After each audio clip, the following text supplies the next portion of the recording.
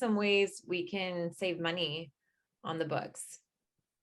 Well, I know looking at the used book websites is a really great way to do it. Every once in a while, I can find stuff at like Second and Charles or other local bookstores. That's always exciting because that's that immediate gratification. I get to take it home and I don't have to wait for it to be shipped to my house. You can look at the library. A lot of libraries will even let homeschoolers check it out for the whole year without any fees or anything attached to it. So that's a good option to look at. Sometimes the e-versions can be cheaper.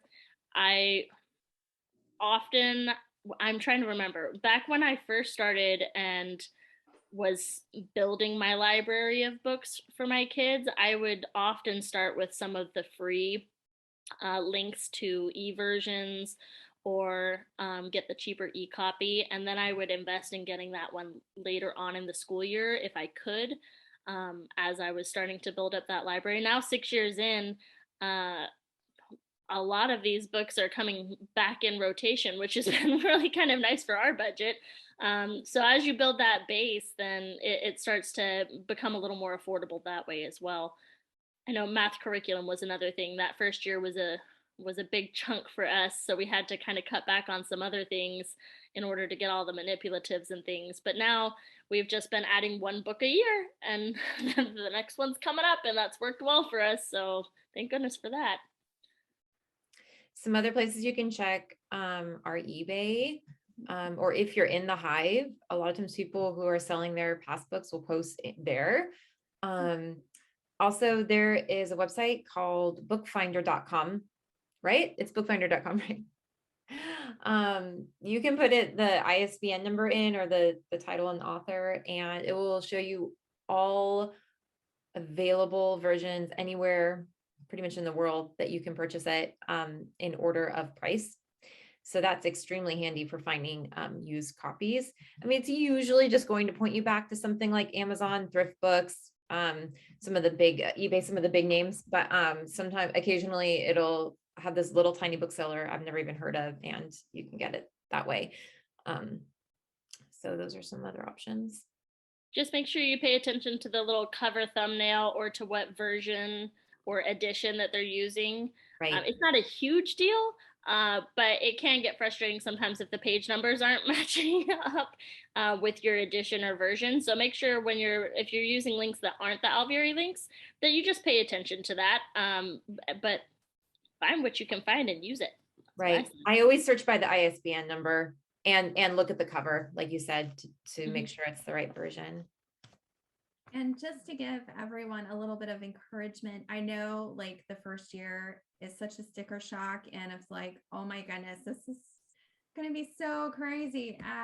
But each year it gets less and less and less. And this year, I think I only had to spend $100, so we were like, woo! But I can say too, I always keep in mind, look, if I had to send my kids to a private school, or I'm just going to cut back on going to Starbucks or whatever. I mean, we have to get creative sometimes when it comes to finances, but I know it's worth it in the end, and to have these great books and the kids to have them. So you can always get creative on ways to try to find ways to make it happen. You know, one expense that tends to annoy me a little bit are the things that you use one time and you're not going to use again, like some of the lab supplies, but one time, and you can sometimes only buy them in bulk. Like we had to buy those little green strawberry cases in bulk, and now they're just sitting in my garage. But there was something else we bought. I think it was the tuning forks for a lab. So I shipped them to Melissa, and then Melissa, did you end up shipping them to someone else? I did, and I can't remember who it was, but it was somebody in Florida, because I remember thinking these tuning forks have made it from coast to coast now. Right.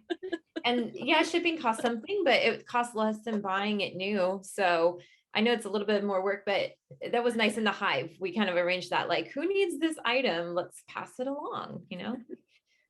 We've done that with our local co-op moms as well, where we'll kind of all go in together to buy different things. So that's nice if you have that opportunity. Or another thing that we've done to cut back sometimes is, and this is just what made it work for my family, so I'm just sharing it, that it is an option. You've got to do it your way. If we have a book that is going to work for that subject that's on our shelf and we're just having a really, really tight budget year, then I will sometimes sub that book in for that subject in an area like history or science or something. If I've got some books that would work for that subject to maybe get me through term 1 or 2, so I can put it off a little bit later to buy it. I've had to do that once or twice before when we had a tight year, just to make things work. But that's my last resort because I love the books that they have on there so much. I always want to get all of them, even if I'm not teaching that subject that year. I'm like, I just want it and put it on my bookshelf. Totally. Actually, I almost wish that had come up earlier when we were just talking about making your schedule, because that's another option. If you already have a book that you love, that you think fits your child well for that subject, you don't have to buy a separate book and you don't have to use the lesson plans. Like Alvieri has so much to offer. You don't have to use the lesson plans for every single subject. You can do a blend of your own, from your own family library and your own expertise with what's in the Alvieri. So I've definitely done that. There was a subject this last year that was not working for my daughter. And I ended up getting a book from the library that was different. And we just read and narrated a bit at a time from it. We didn't even make a new lesson plan or anything. We just made it work. So Do you know what I love about that though? I love that I've got this structure to see it first. So I can see like what part of history is being covered or what science ideas are being covered. Or, I do my own church's stuff for Bible and scripture study in the morning instead of what the Alvieri has. But I love seeing how their lesson plans are laid out just to give me kind of like a jumping off point, like a structure or of like about how many pages are being covered with this book work or that kind of a thing. So I find it super useful just as a guide to see kind of what I'm doing and give me an idea. absolutely, especially if you're coming into some Charlotte Mason style of education from another style. Sometimes you look at those lesson plans and you might think, wow, really only 3 pages?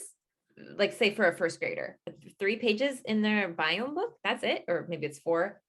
That seems so short, but actually it's just the perfect amount. So if you're using a different book, you still take that kind of like nugget with you of like, it really doesn't have to be a lot. It's the depth that you get from that little bit of time and that little bit of those few pages when they have to narrate it. I mean, that's a lot of hard work for them.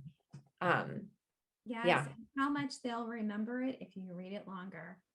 If you just read a book quickly, it's easy come, easy go, right? So they Yeah. won't remember it. Yeah, it has it linger there in their minds a little bit longer because you keep coming back to it and adding more to it and helps them to go deeper, and it's a beautiful way to educate. And that was actually one of the things that was such a breath of fresh air for me when I came to the Alvieri versus other curriculums that I had used previously.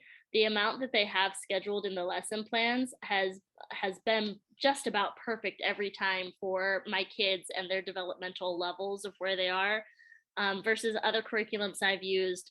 It would take me so long to get through the amount of pages that they were wanting me to get through in those readings, and my kids and I were just burnt out by the end of the lesson, versus the Alvieri kind of does a really great job of having the lesson plans end at just the right time to leave them ready for more next time, or they've gotten their fill and they're ready to move on because maybe it's not their favorite. Exactly.